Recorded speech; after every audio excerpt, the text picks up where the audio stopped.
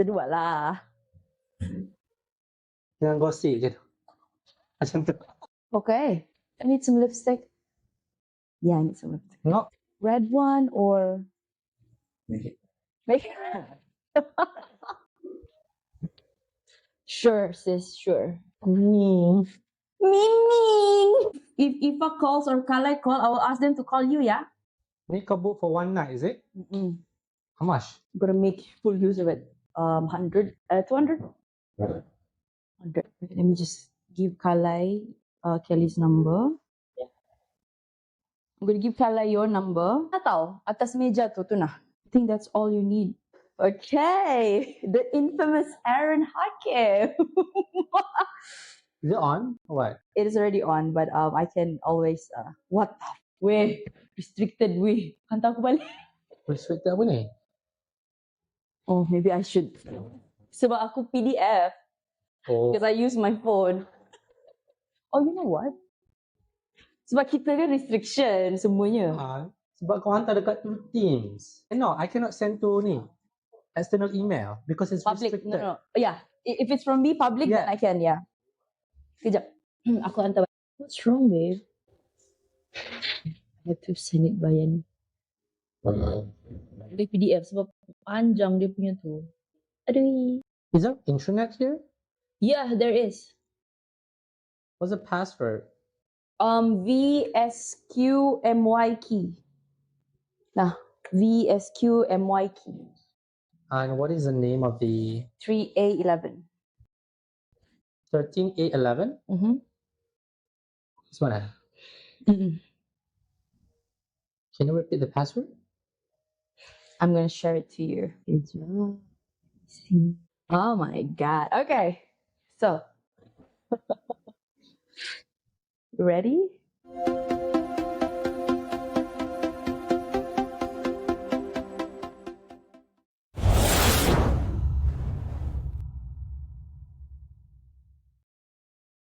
Okay, we're on roll anyway, so right. Hello. Shall we start? Okay, hi guys. My name is Nicolette. This is my good friend Aaron / colleague. He goes by the name of Aaron, and I am the podcast creator titled "You're Worthless." Read that again. Juxtaposition of your very soul. So today is my first day recording face-to-face video podcast with all of my guests. And right now we have Mr. Aaron Hakim here. And before I read out his introduction, because that's part of my ritual in my podcast, let's ask him how is he doing. How are you? I'm good. I'm doing great. And obviously feel honored to be invited to your worthy podcast or your worthless podcast. So it's a wordplay. You're worthless because I want people to have a double take on it. Right. So oh, what the heck is this? But to make it simple, is you're worthy. Yeah. Right. Yeah. Apart from that, busy with work and but everything's going great. Yeah. Perfect. Okay. So let me read out an introduction about Mr. Aaron here. So, a talent acquisition professional with 11 years of industry experiences in oil and gas, public sector, construction, information and technology, and apparel and footwear. Was born in Kuala Lumpur, Malaysia, but spent his formative years growing up in a small town in... What's wrong, Dad? He would... I guess he's speaking up for himself.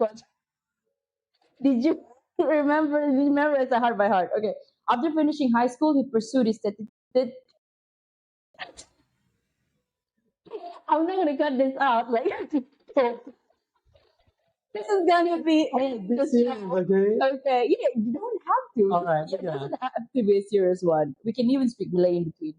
Tertiary education in economics in UWA in Perth, University of Western Australia, for 3 years. He's the youngest of 3 siblings. He has always been a very ambitious person, career-driven, and go-getter. He enjoys striking up conversations with elderly people as he believes There's so much to learn from them. Okay, let's hear it from him. An old soul who enjoys hiking, running, dancing, and listening to jazz and house music. Quite a versatile individual. Three things that he wishes to learn in 2024 are swimming. You I also don't do know how not to know how to swim. swim. Oh my God. And mind you, we're born in 1990, okay? Goodness, I think, okay, Blame my there's some parents for not same, sending me to same a thing. It's like a swimming class. proper, yeah, gosh. Riding a motorcycle and playing a guitar. Okay. So, I think, let me walk through a bit. How did we get to know each other? Yeah. So how?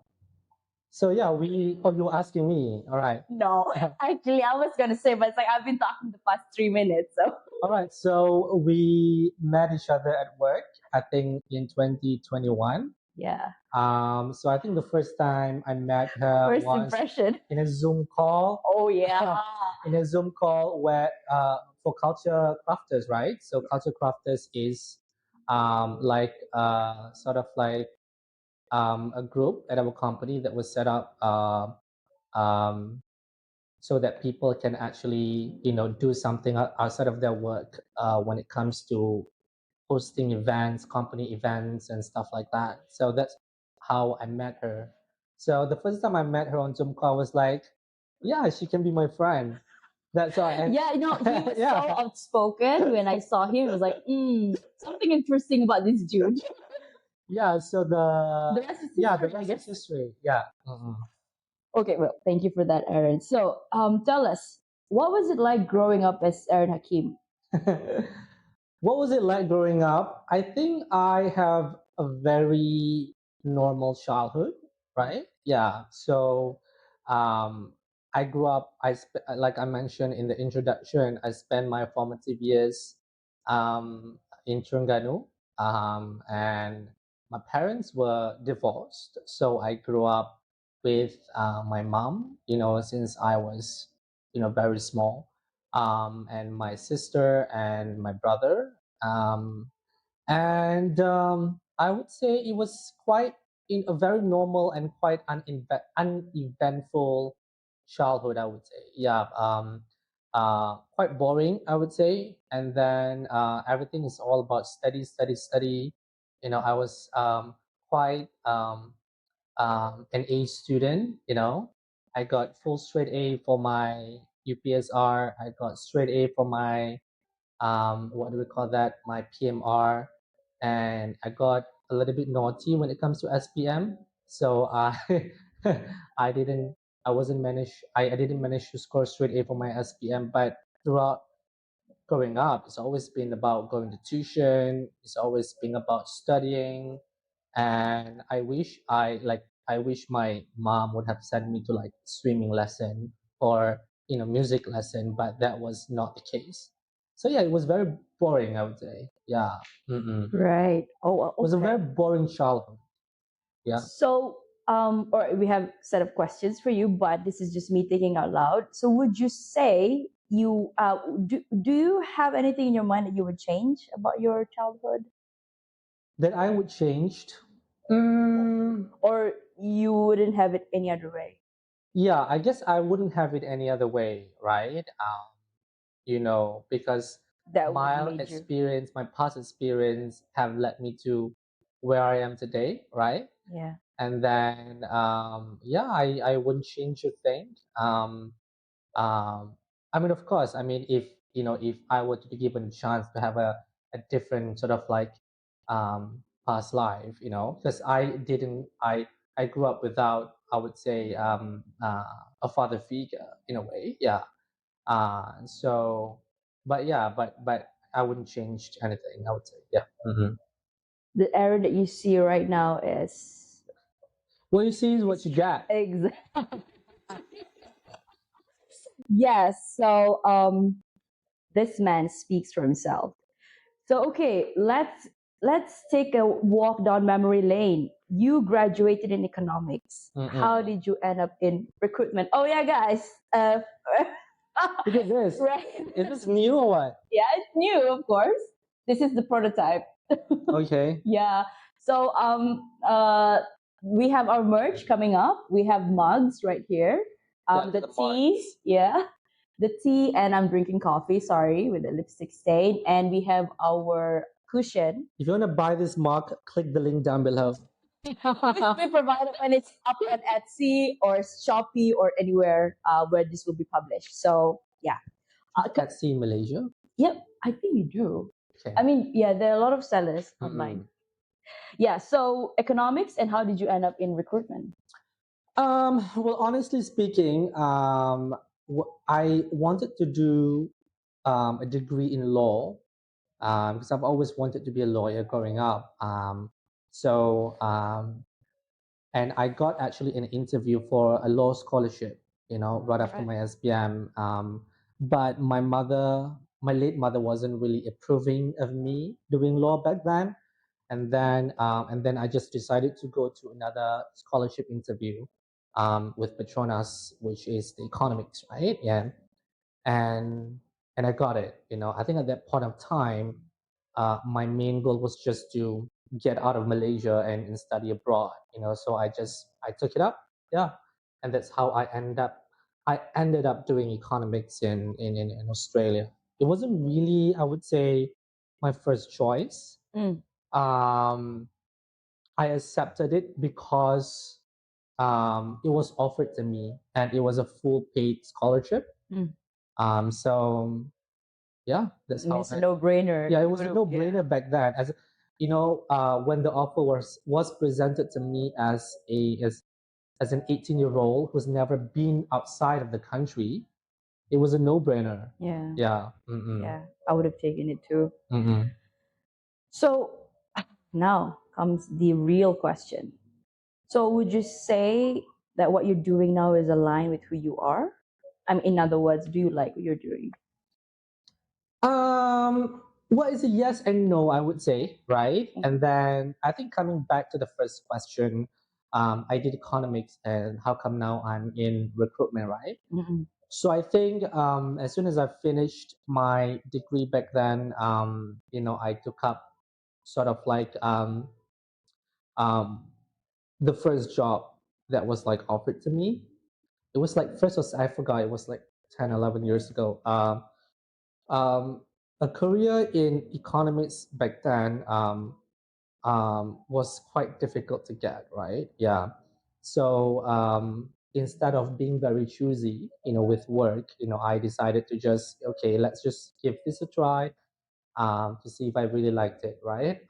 So I was in Petronas doing something, related to hiring and sourcing, and that's how I first started my career in recruitment and hiring and HR, and the rest is history up until now. And do I like what I'm doing? Yes, I do like what I'm doing. I can get to every day is always about meeting with new people, speaking with candidates, really getting to know them.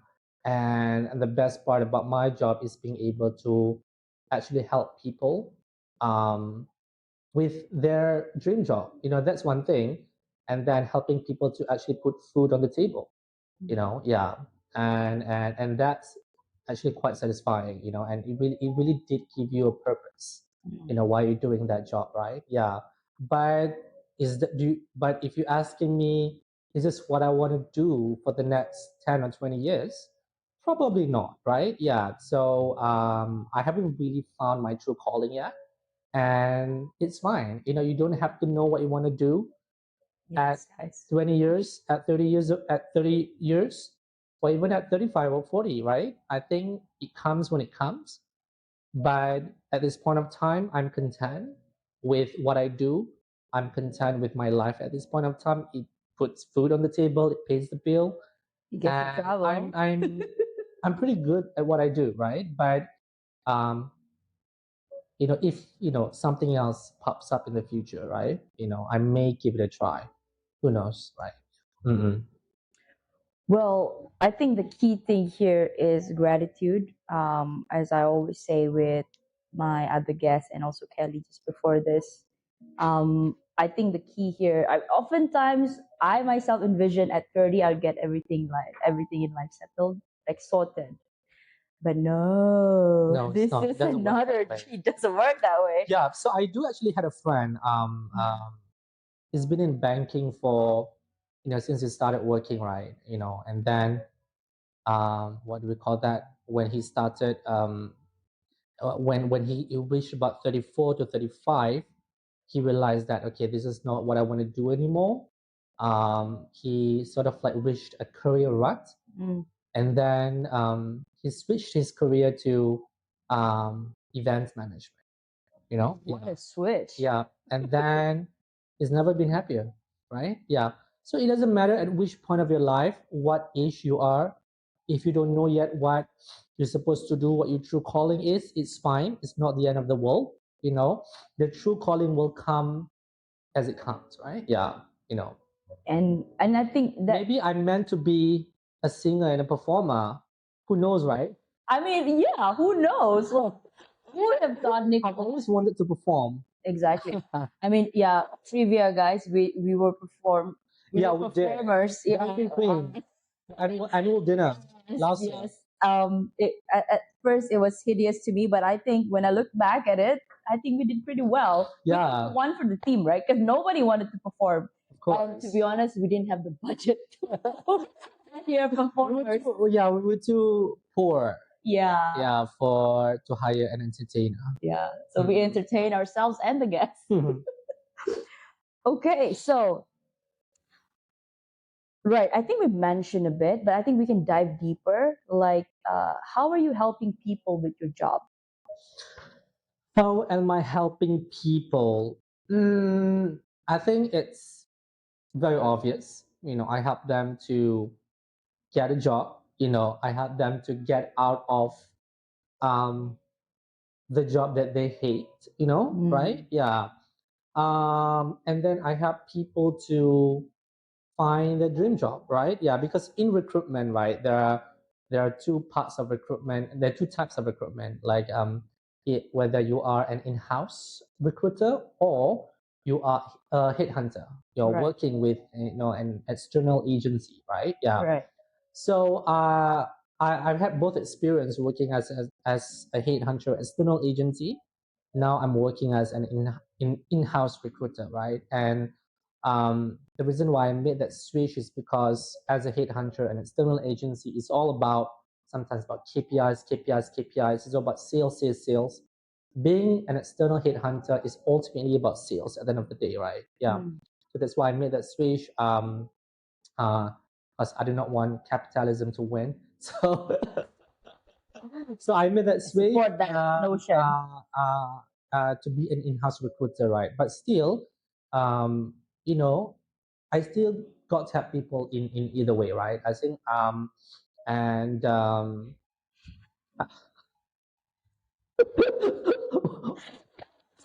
Sorry, I just remembered an event or something that right, yeah. happened between the two of us. Remember that day? Mhm. What day? Sorry, before I forget. So one thing that really Oh, yeah. made me grateful about my role as a recruiter was when um, this lady, which I helped to get a job when I was back as an external headhunter. Right. Once I think she was, in a career rut. She really hated her job. She was in a burnout. Yes. And she hated her boss. And then I reached out to her and then managed to secure her an employment, right? Yep. And then on her first day, when she started her new job, she sent me, a bouquet of flowers and a fruit basket. And then there's a card inside saying that I really owe you for getting me this job. If it had not been for you, I would have been in a mental depression. And then I am most grateful, to you for getting me out of that situation. So that was one of the most really, I would say, satisfying moment, in my career, having candidates really appreciating you, right? Yeah. I think that's also one of the reason that's your driving force. Mm-mm. You do what you do, Mm-mm. right? And yeah, I how do I say, well, I'm doing this podcast, but I also have a 9 to 5. Like I said, we are colleagues. Um, and like we mentioned, I have never thought about that 12 years after 2009, I'll be doing this. Mm-mm. And I think here I am. So I would like to echo what he says. I don't think you should worry at what age that you are in, at what stage you can make the switch because everybody has a choice. Right. So, okay, let's go back to recruitment and the problems that that's surfacing in the job markets. What are your thoughts on job hoppers?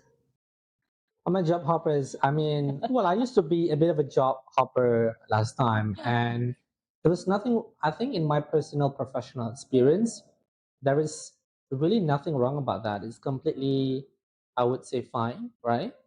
Um, because honestly, when it comes to job hopping, that's the only way that you can get, you know, more than 50% increment, right? Yeah.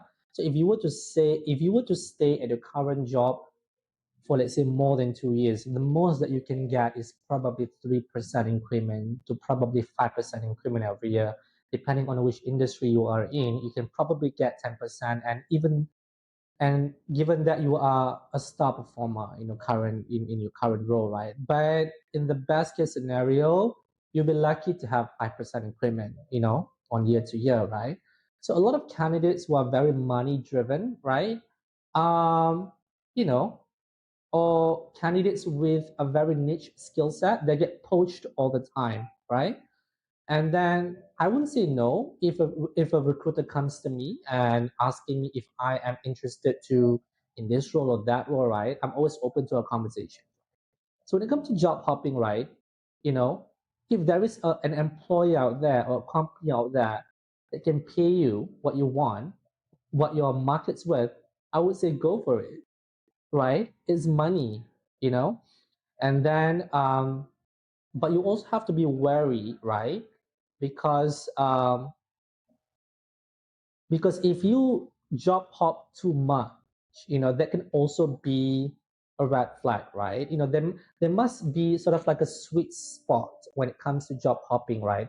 It mustn't be seen as you job hopping every 3 months or every 6 months. That would be like a major no-no, right?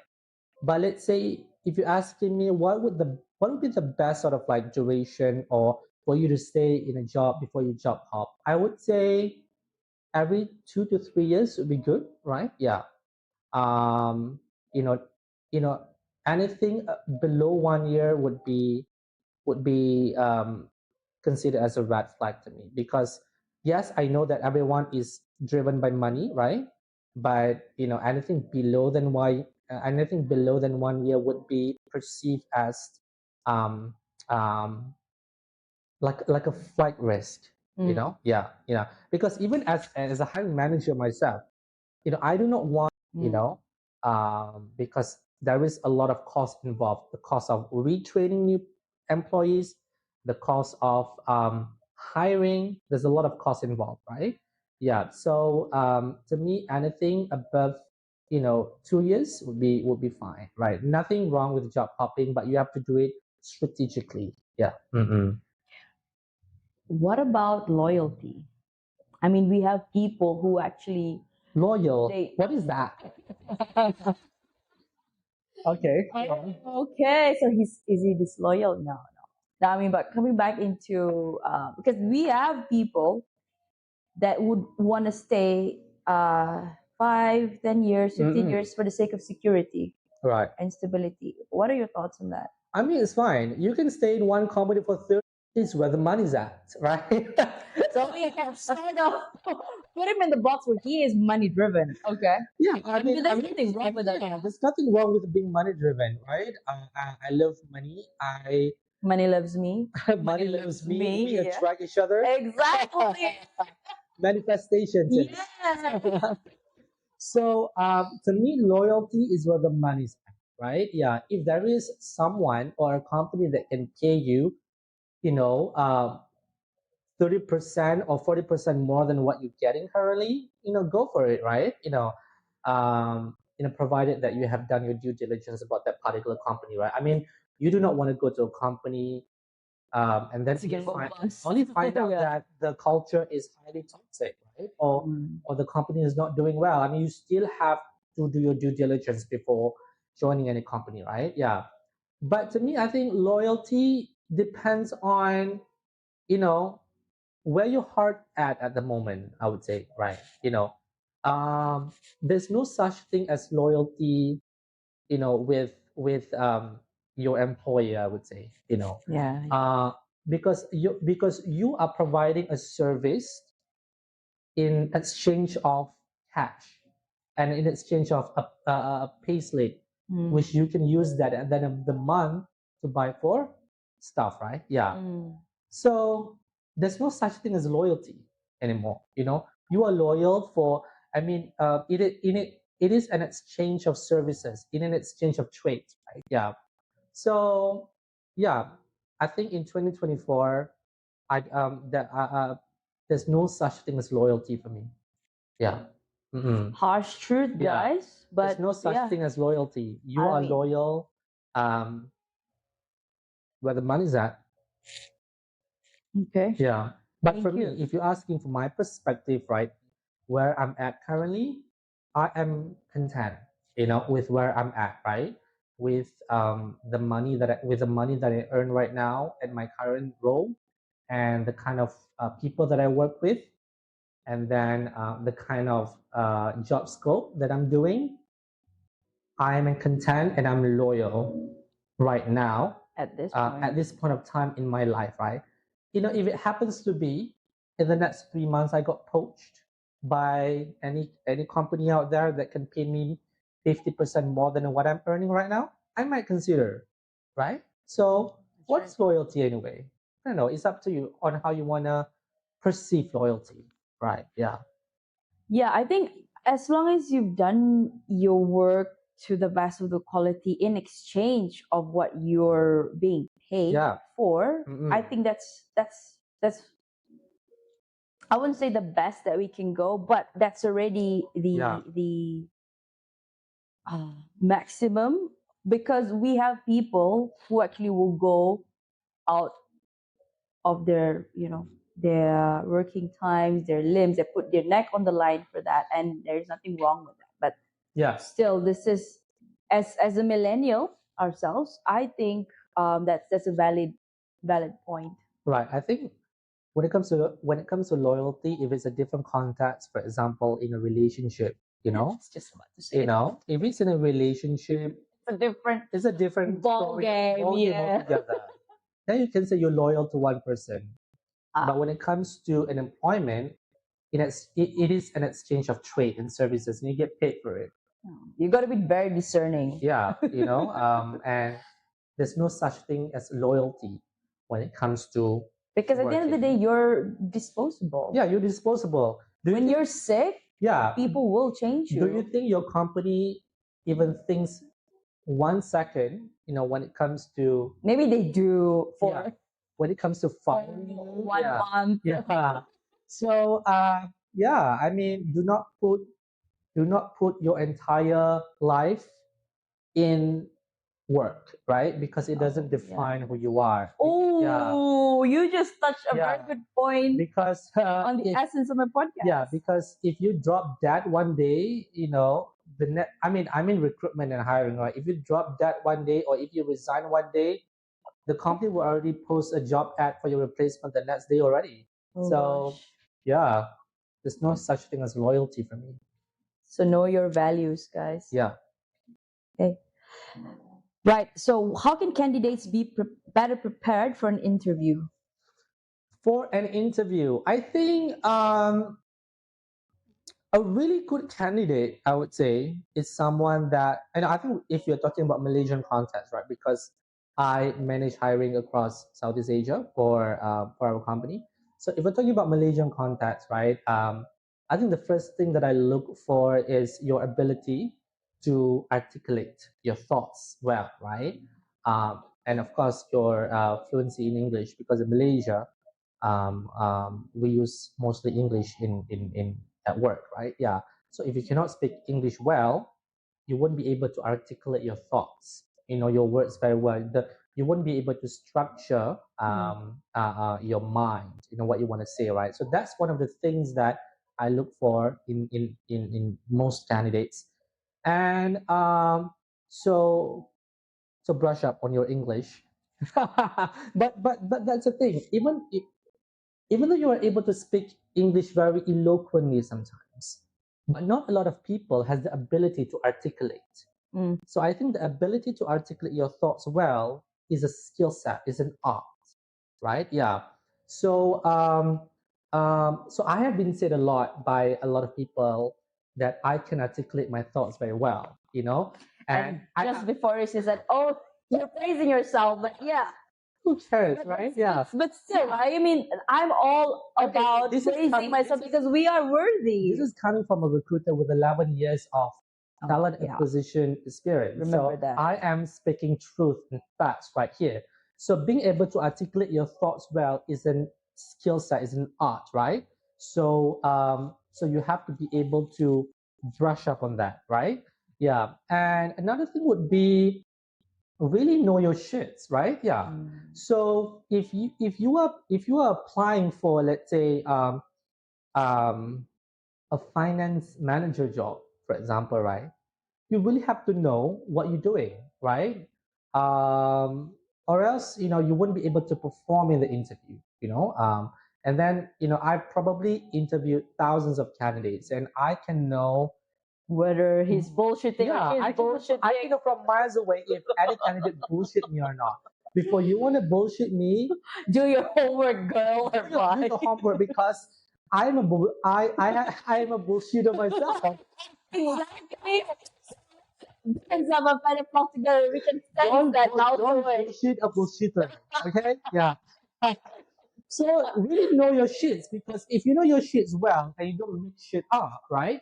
You wouldn't be able to um let the recruiter or hiring manager walk all over you. I guess it's also about being authentic. Yeah, And being authentic. if you're okay, Yeah. because we can have some people who actually go and apply, like I mean, I've done it myself, I'll admit it, like you apply hundreds of jobs, right? Exactly.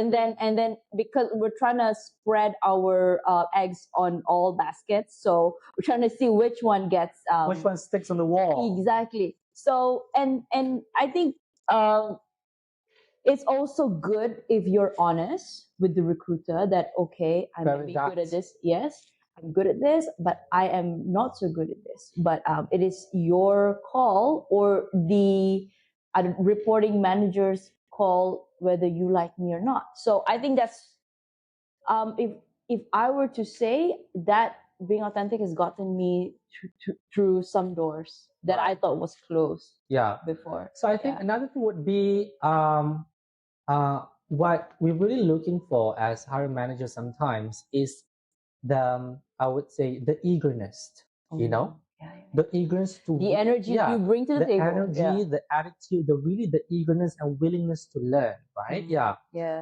And the right attitude. Because attitude Yeah. will take you far. Exactly. Skills, Yes. you can learn it. Well, I mean, there are no perfect candidates in the market, right? Yeah. Most of the time, if my hiring manager say that I want this, I want that, blah blah blah, from A to Z, I would say to the hiring manager, look, Get on the call yourself and you find a person. What you're hiring is what you want is a left-handed astronaut. It doesn't exist. I'm a lefty. Yeah. I just need to become an astronaut. If you really want this kind of candidate, you can ask your mother to hire, right? Yeah. So this is what, because as a reporter, I need to be very honest with the hiring manager. This is our market right now. That's true, yeah. We don't have this kind of skill set in the market, so we have to be a little bit flexible on this.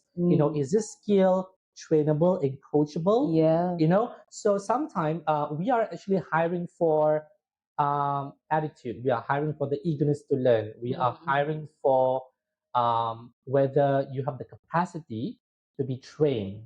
Right? Yeah. The hard skill or the technical skill set, that is something that you can learn on the job, honestly.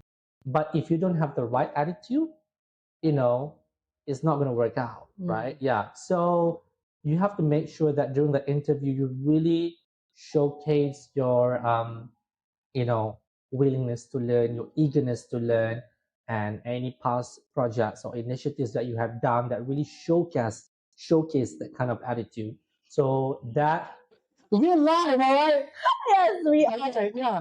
So I would say yes. So those are some of the very critical things that we look for in candidates. And another thing would be No, this is the longest conversation that I have with him where we're actually serious right now. and before I forget, Yes. can interrupt me. Oh, okay. The host will, okay, the host will zip it up. Okay, go. So another thing would be your first impression. You know, Oh, in yeah, terms it of counts. It counts. first impression is really really important, right? Yeah. In terms of the way you dressed, you know, sets the tone. You know, yeah. So make sure that you look good, you know, on an interview. I know that these days a lot of the interviews are done through Zoom, right? But still, it doesn't negate the fact that you still need to look prepared and Presentable. presentable. Yeah. Yeah. Well, Yeah, I think it doesn't just fall into the career aspect. Also, when you're going on a date, would you want to yeah. show up? Do you wear flip flops when you go on a date? Obviously, no, right? Yeah. Exactly. If it's Gucci, not even. Or Dior. If it's Gucci, then maybe we may give that a pass. Okay, so how do we negotiate for a higher salary? How do we negotiate Take for? it or leave it. Okay, no? I imagine yeah, you're kind of correct though. I think when it comes to negotiating your salary, right, it's pretty much take it or leave it, honestly. You know. So, Wow. but you know that this coming from an employer standpoint or perspective, but as a candidate, you really got to know what Your is shit. yeah, you get to know your shit, of course, but you really got to know your market's worth. What is what is a salary that is being paid out at your level in the Right. external market, right? Yeah. Because if you know what is your rate like at the outside market, you'll be able to better negotiate, right? Your salary, you'll be able to have better bargaining chips, right? Yeah. Because more often than not, right, you know, as a company, we already have a pre-approved pay range. We already have a budget already, Yeah. right? It's a range, honestly, right? Yeah. So, like what you said, yes. I mean, as a recruiter, I do have a figure, right? So, but if I'm hiring a candidate that is a really star candidate, right? You know, we may be able to go slightly above the budget, right? Yeah. So it all depends on whether you know how to negotiate or not, right? You know whether what's the market rate like, right? Yeah. That is why I've been telling this to all candidates, to all my friends. That is what is always best to look for a new job while you still have a job. Because when you already resign, right? And then, yes, you resign, you say, oh, I want to take a month off. And then at the same time, I want to look for a new job. But then, you know, given the current situation in the market when the economy is not so good, probably 1 month turn to 2 months, 2 months turn to 3 months, and you start panicking. Shit, I haven't secured anything yet, and the bills are coming, right? And then when that panics kick in, You'll take whatever you is will on the take the table. first offer Yeah. that comes in, even though the pay is really shit. Right. And Yeah. that makes you vulnerable Yeah. to the hiring managers. It's sort of like at your disadvantage because they can push you to Yeah. take, okay, you want this, right? You're out of job Yeah. Mm-mm. and you've got bills to pay. Right. Therefore, now it's the hiring manager saying, take it or leave it. Yeah, take it or leave it. Yeah. So I mean, when you are out of job, right, and you start panicking, you will take the first offer that comes in, right? So unless you've got a lot of staying power, you would say, hey, I know what's my worth in the market, Yeah, and yeah. I'm looking for, let's say, 15,000 ringgit. And I have a niche Yeah, skill I have a that niche I skill know set, right? it's in demand. Yeah. So you can say to the recruiter, to the employer, unless you can pay me 15,000 ringgit, I'm not going to accept the offer, Mm. right? So any employer that really values your skill set, they will pay what you want, honestly, right? Yes, we Yeah. may have a budget, but we can flex the budget. We can flex our muscle a little bit to get the right talent in. Yeah. Because remember, people are the organization's greatest asset. Right, exactly. And then But it's also they're the first to go if they're restructured. right. So even for me, right, I got approached by recruiters all the time on LinkedIn. Asking if I'm interested to look out or not, right?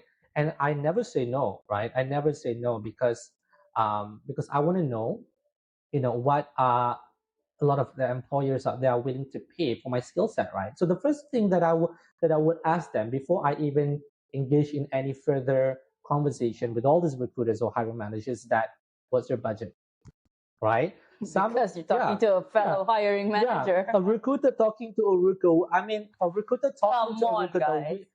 Don't bullshit me, all right?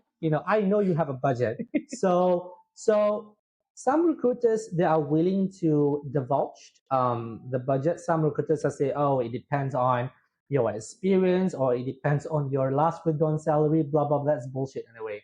So Thank you for giving us that golden nugget. Yeah, so that's bullshit anyway. You have a budget, and of course, I mean, for certain candidate, um, you know, if you have if your years of experience is lower, of course, we will pay you, lower than the budget, right? If your experience is a little bit higher than that, we will pay you at the high tier, right? Yeah.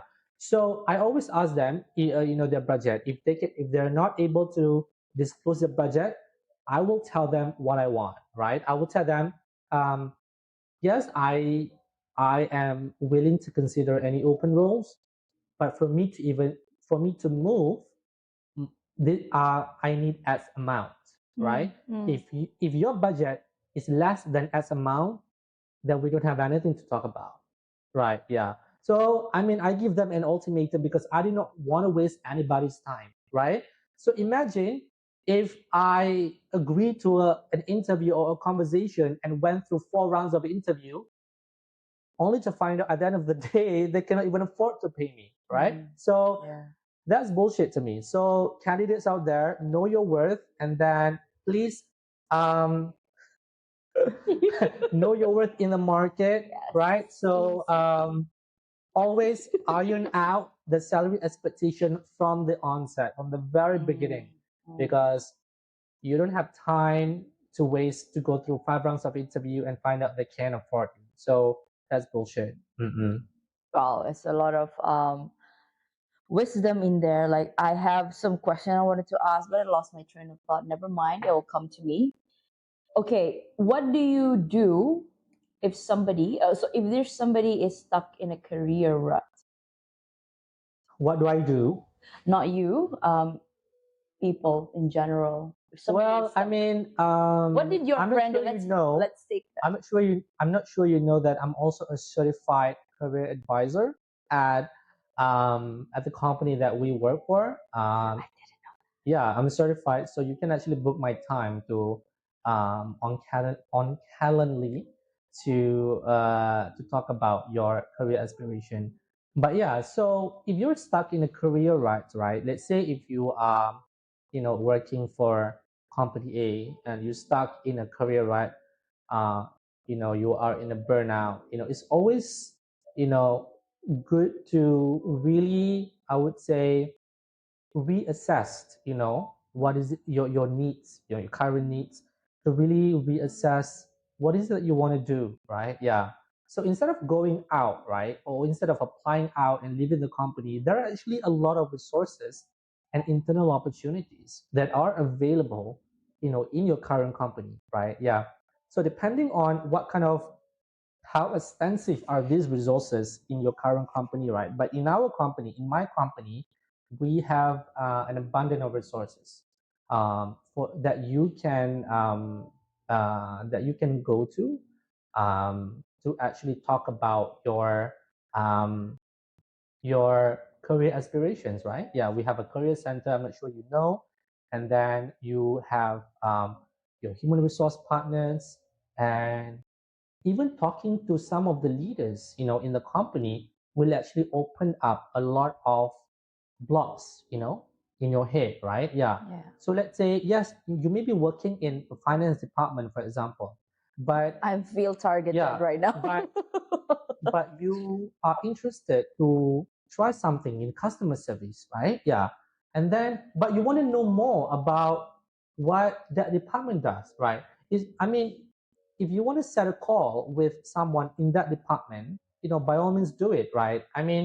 Um, so it depends on the culture of any certain companies as well. But my advice is that do not be afraid, to approach anyone within the organization, just to know more about the culture, just to know more about the job scope of their department, right? Yeah, because what I see in our candidate these days, or even in a lot of my friends, when they have reached a block, right? Maybe they've been passed out for promotion. They've been in the same role for 5 years. They've been passed out of promotion. They left, right? It's such a waste of talent.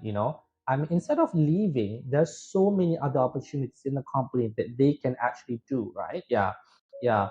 So it all takes a lot of, I would say, Research, self-initiative. networking Yeah, as well. Yeah, I think self-initiative should start with you. Yeah. Self-initiative, research in your current company, and just speaking to a lot of people in the company. Because if you are working in silos, you're just working in your department, you don't talk to people, your horizon is very narrow, yeah, yeah. So my advice is that if you're stuck in a career, right, speak up, reach out and speak out, not just to HR, but to anyone in the company, even someone that are at a director level or a vice president level. Reach out to them, send them an email, just a half an hour catch up would actually open up your horizon actually.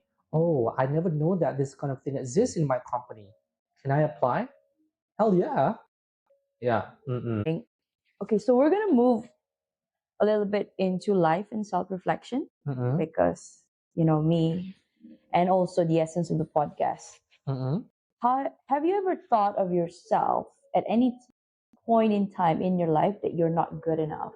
And how do you take yourself out of that? That I'm not good enough, right?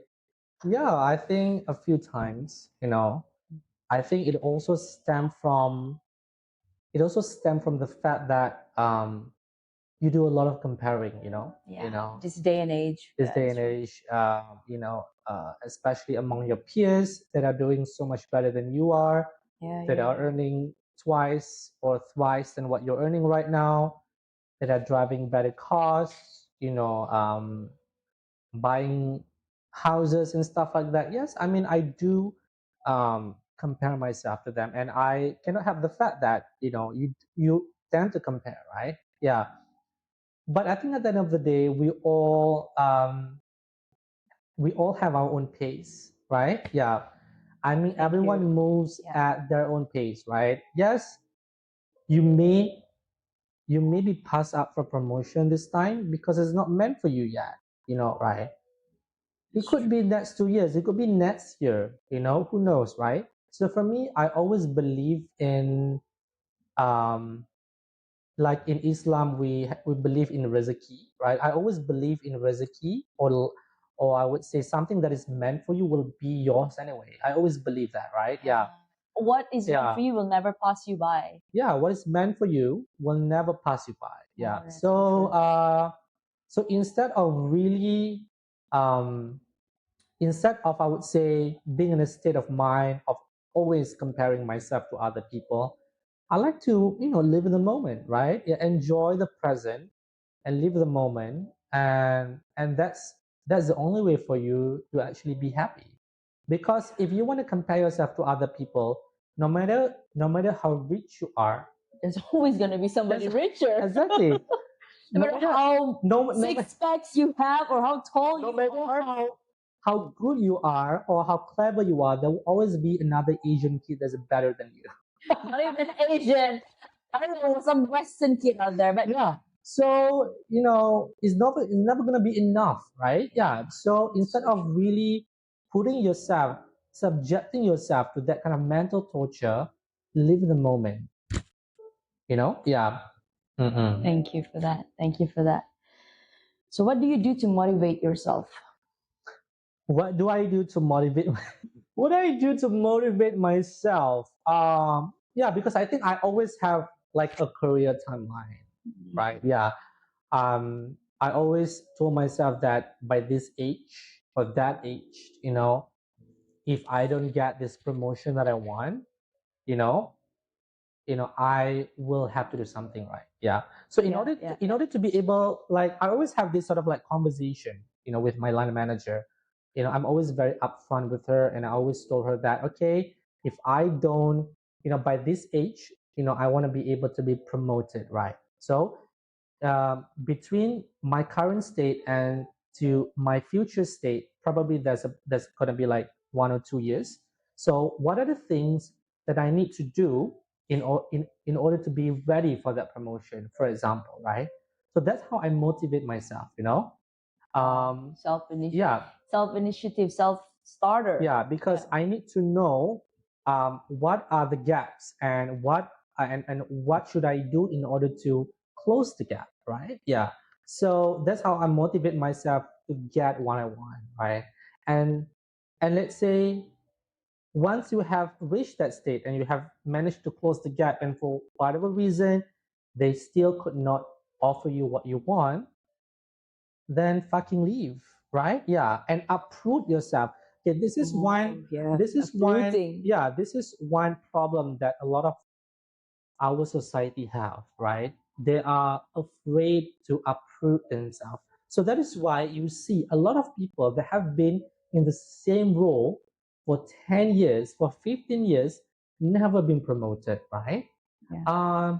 It's either the problem with their company, or is their own, they are just too afraid to approve themselves, right? So and then I've said this to a lot of people. You not being promoted is actually you entirely 100% your own fault, because you are not brave enough to uproot yourself and go out there. Yeah. Then coming back Yeah. again, we can take this on the flip side of the coin. Some people, they just do not want to be, because they're content and they're happy with where Yeah, they it's are, fine. and they Yeah. don't want to Okay, that is a have totally- added responsibility. That is totally right? different story altogether. Yeah, If they're yeah. content, then so be it, right? Yeah. If you're content, Then don't come, don't come. I would say complaining or bitching Yeah, about. of Oh course. God, I got passed Okay. on If promotion you again. are content cleaning toilets for 30 years, hats off for you, right? Maybe that's what you want to do, or that's what you like to do, right? But if you are not content doing the same job for 20 years and not being passed for promotion, that is entirely your fault. That's true. Yeah. That's true. Mm-mm. So, what is your advice to younger generations about their career and their purpose in life? Like, what should they anchor on at this point? What should their anchor on? What should they anchor on? Like, how are they gonna align themselves? I think Yeah. I think a lot of Gen Zs these days, right? I'm sorry, Gen Zs are always the ones targeted right now, but they are the ones entering Okay, the market. right. That's true. They Yeah. are the next coming generation. Exactly. Exactly. And we cannot look past this, right? So I think Yeah. okay, Yeah. let's not talk about Gen Zs. Let's just talk about people in general, right? Yeah. No, but I think it's worth talking about Gen Z. Let's touch Gen Yeah. Z's a bit, and then general. Yeah. So I think And then after this, millennials. I think with a lot of Gen Zs these days, right? My advice to you guys is not to be so Picky. hooked up, not to be so hooked up in um, um, finding what you like, right? And finding what you want to do. Because at the end of the day, um, it is what it is in the market, you don't always get what you want, right? And then if you don't get what you want, what are you gonna do? Are you just gonna sit around, shit legs, no? And wait for Right? And wait for that particular job that you work for. the divine retribution, the divine intervention, right? No, it doesn't always work that way. So my advice, but do it with I would say a lot of do it a lot of integrity. Do it with a lot of diligence, with the right mindset and with the right attitude, right? Because when I started recruitment, I don't even know if I like recruitment. I don't even know if that's what I want to do, right? But I do it anyway, and has got me to where I am today with promotion, better salary, yada yada yada. So doing something that you don't like in the first place is not always bad, because you always have to give things chances, right? Yeah. So that is my advice. Give things a chance. It could be that you're really good at it, right? And then it will take you places, right? Yeah. And then do not be so impatient, right? So, if you don't get promoted in 1 year, it's fine. Yeah, I think a lot of Gen Zs these days, they'll be like, oh, I got passed up from the promotion. I've been in the company for like 3 months. I mean, give yourself time, right? Yeah. It doesn't always work. If it doesn't work within 1 year, it will probably take another 1 or 2 years, right? So for me, give yourself some time in a company to be developed. I would say, yeah. You again brought up a good point, because I've always, because I'm a millennial myself, we are both, and we've been in the industry for about 12, 13 years Right. now. And millennials going into the workforce, they have a different mindset, because simply because they're in a different generation. So I think I'm gonna patch this with what you said, but because I myself, I was lost, because I had my own career where I was thinking where I was gonna go. So I needed to change that. And when I thought to myself, and then I've tried to also read from the aspect of the Gen Zs, because Gen Zs, they portray themselves as somebody who are very, I don't, like what Aaron just said. I want what I want, and I want it now. And I tried to see it from their pair of eyes. Why are they like this? What is it? So, and I don't want to say that I've come to my own conclusion, but I did some research, and I tried to see from their lens. I think what they're saying is that what they're saying, sorry, what they're saying is, if you want to get what you want and you want it now, then find what it is that you're passionate about and do it with fucking grit. Do it with integrity. You know, Okay. I, I because okay, you have people whining. I cannot get. I want. So you have people whining, graduate, fresh grad wanting to become AM, wanting to become a manager. Come on, things don't just fall up from the sky like that. You're gonna work your way up. Yeah. You see. So, but the other flip side of it is that you you want to do something, because I see a lot of this happening. Artists, they want to daylight to sing. Fine, then go search for all that avenue and get your shit out there. Yeah, but if you want to go through the corporate route, you gotta start somewhere, and that may include doing jobs that you don't like. Yeah, unless you're gonna walk on water. Yeah, or you are an heirloom. Yeah,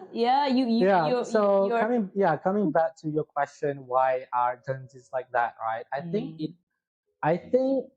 it it can be attributed to a lot of information that are available at their tsunami of disposal, information. right? Yeah, that's true. So, because I think growing up, we don't even have iPad, we don't even have a smartphone, we don't even have internet, right? Back in the days. So right now, Gen Zs have all this wealth of information just at the tip of their fingers. So they have this mindset of, they can do it whatever they want, right? But when they finally come into the Reality hits. reality hits, they'll be like, oh shit, I'm not ready for this I'm shit. not I'm not ready for prepared this for shit, this. right? Yeah. So my advice to you is, you have to ground yourself, right? Yeah, to Ooh, I ground love that. yourself I love that. and really learn a fucking trade. So when you learn a trade, you will really learn a skill set, then you can negotiate. You can bargain. Position Yeah, yourself. position yourself. If you are straight from freaking uni with zero experience, you are at the bottom rung. Yeah. Yeah. Right. So, what is your advice to millennials like us? My advice to millennials like us, Live life. Carpe diem. live life. Dolce far Seize niente. the moment. Yeah, I mean that's it. Like we were just talking just the other day. I think life is so beautiful at 30 Yeah, because we now have the money, right. resources. We look good. We're better at making choices Yeah, yeah. in My relationship. I think, I think my Sorry. advice, I think this is the advice that I always give to myself, right? Mm. I think before I want to give advice to people, I have to make sure That you're where following through. I'm where I am at currently at my point of life, right? Mm. Yeah. Mm. So my advice to millennials is never stop learning.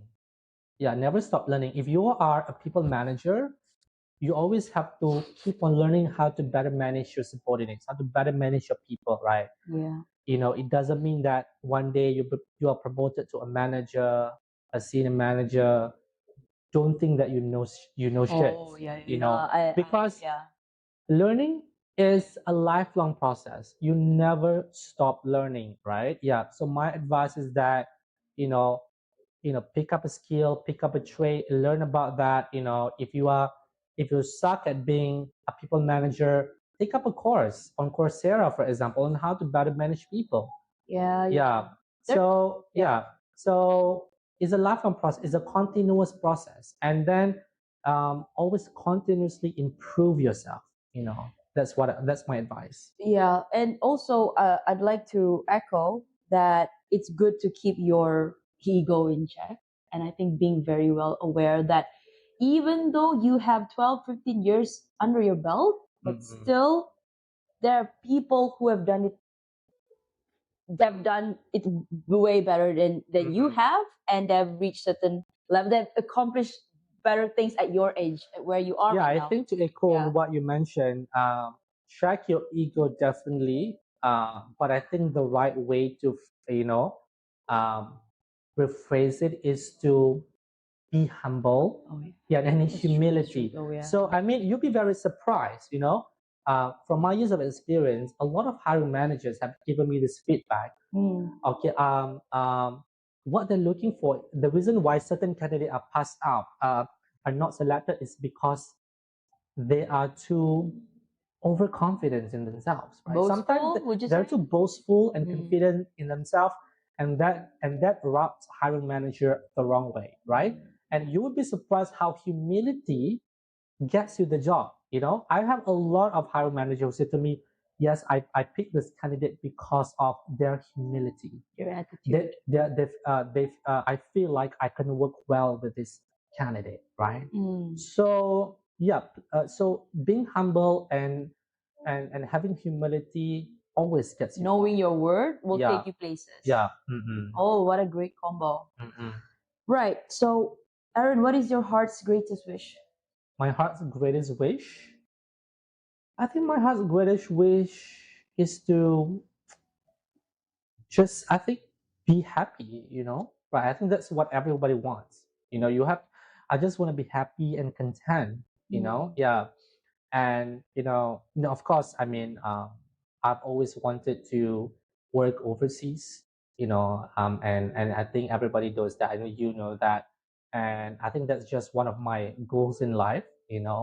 When that's going to happen, I'm not sure, but I do have a timeline on when I need to get the fuck out of the country. right? But at the end of the day, regardless of where you are, I think you always you just want to be happy, right? Yeah. And having said that, this might be a contrary to what I just said. Um, you know, it's always you know it's not always greener on the other side. Honestly, it's Yeah. greener where you water it. Yes. If you're not happy where you are right now, Then change it. change it. Change the If it needs situation. more fertilizer, buy some fertilizer. Good quality ones. Yeah, good quality ones, and then water the plant.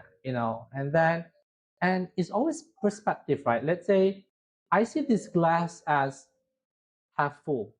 You might see this glass as empty or whatever, right? Yeah. So it's always perspective, right? No matter where you are on the face of the earth, if your perspective is not correct or wrong, you're never gonna be happy. Yeah. It's how you see it. How you perceive things. Mm-mm. I love that. And I think this is why I love what I do right now.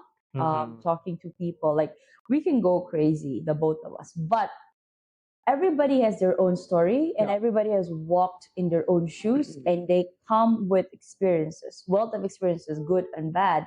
So whatever that he just said really resonated and something that I will take with me in my life. So thanks for that, Aaron. You're welcome. Do you have a mantra that you live by?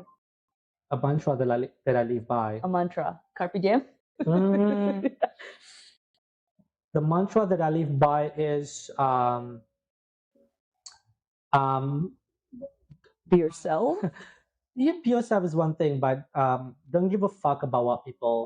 Oh, I Right? love Yeah. that. I love that. Yeah, Yes. I think the privilege that comes with being older Oh, is that you don't give a fuck about what people think about you anymore, yeah. right? That's Yeah. true. So live life. What people think about you is not your business.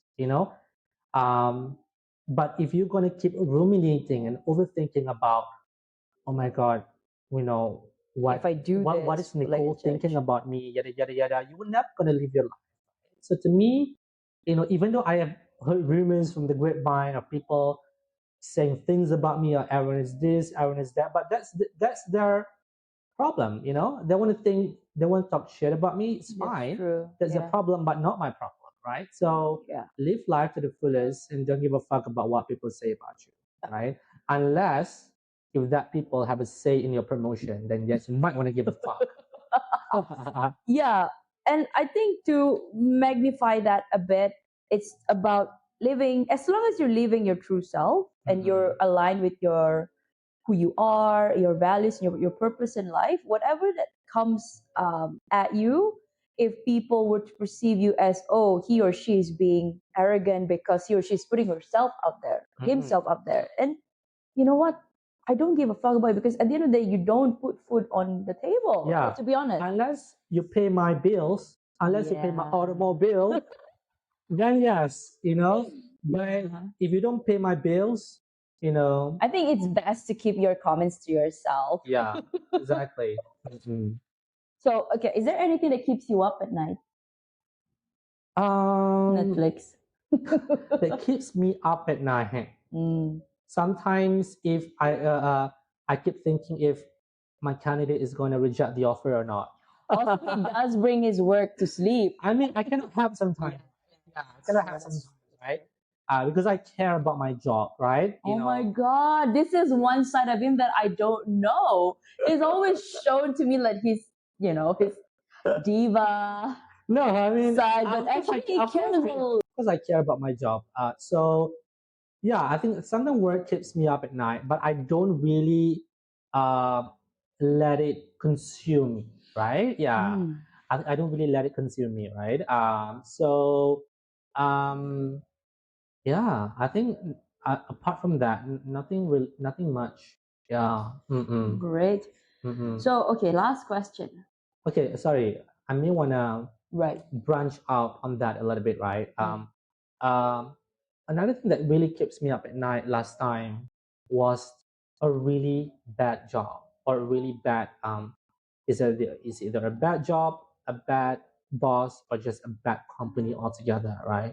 I used to work at this one company, and I really hated it, and then it really keeps me up at night, right? And then I would wake up in the middle of the night, 3 or 4 a.m., and I'm really thinking of how I'm going to go through the next day, Oh my God. I think we've all gone through Yeah. that stage. And then, and I would wake up in the morning staring at the ceiling for half an hour before even getting before I up, even get it. I mean, I used to have, um, anxiety even hearing the email notification. Yeah. Yeah. Teams calls. Teams Yeah, call, yeah, yeah. I got So if you are at a bad job and that really sucks the soul out of you, leave, That's right? a Yeah, red flag. leave, right? So, yeah, and that is one. Yeah, I do give exception to resigning without a backup offer, right? Yeah.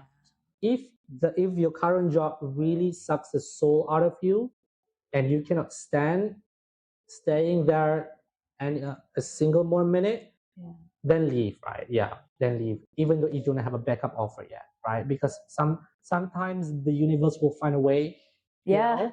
to Pull you out of pull you that. out of Yeah. that, right? So yeah, a bad job or a bad work or a bad boss sometimes keeps me up at night. Mm-mm. Oh, thank you for being very candid and very honest. Okay, last question.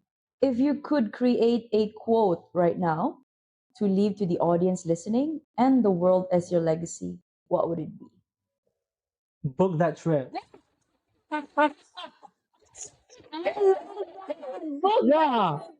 Yeah, so book that trip you have been thinking for the past 1 or 2 years, right? Because that trip ain't gonna burn itself. Yeah. So Right? Yeah. So this is one of the privilege about being in your 30s. You get more disposable income. You can book that trip. It's just that you keep overthinking, ruminating. Even though you have to go solo, I always solo travel, and it's the best thing yeah. that you can do. Right? If you're really afraid, right, about going on that solo trip, you know, because a lot of people saying that, oh, I'm afraid that people might steal my stuff. Yeah. More often Or I than might get not, robbed or more something. often than not, they don't give a shit. People don't give a shit, right? Yeah. So book that trip, carpe diem, seize that present moment, do it, right? Yeah. And don't give a fuck about what other people think of you. Yeah, exactly. Mm-mm. So, what a way to end our conversation today. Thank you so much, Aaron. I think me, and the listeners have gained immense insights about recruitment and about your journey, and also they learn a little bit about yourself. Yeah. So, thank you guys for listening. And as always, if you liked this episode, please follow us at all of our social media platforms. We are on YouTube, um, Instagram, Spotify, TikTok, and we now have our merch coming up. So please also leave us 5-star ratings in our YouTube and also Spotify. Continue to like, comment, and subscribe to us. And remember, you are worthy. And you are enough. Yeah. Bye, guys. Bye. Thank you. Perfect. Gosh, it was 1 hour.